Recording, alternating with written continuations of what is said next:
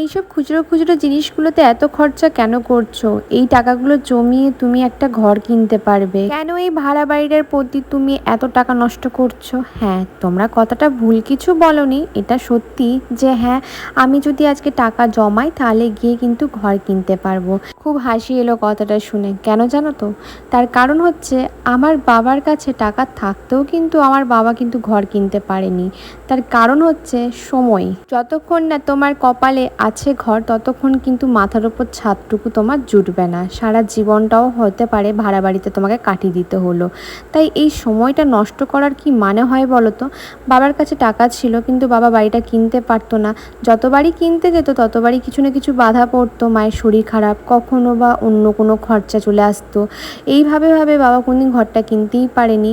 তখন আমি একটা জিনিস বুঝতে পারলাম, মানুষের যখন ঠিক সময় আসে না, সঠিক সময়ে সঠিক জিনিসটাই হয়। তার আগে তুমি যতই হাজার মাথা কোটো না কেন, কিছুই পাবে না। তাই যখন ভগবান যেটুকু দিচ্ছে তখন সেইটুকু নিয়ে সন্তুষ্ট থাকো আর ভালো থাকো। এই যেমন আমি ভাড়া বাড়িটাকে নিয়ে ভালো আছি, সন্তুষ্ট আছি। এবার তোমাদের মতের সাথে আমার মতের মিল না হতেই পারে, তাতে কোনো দুঃখ নেই।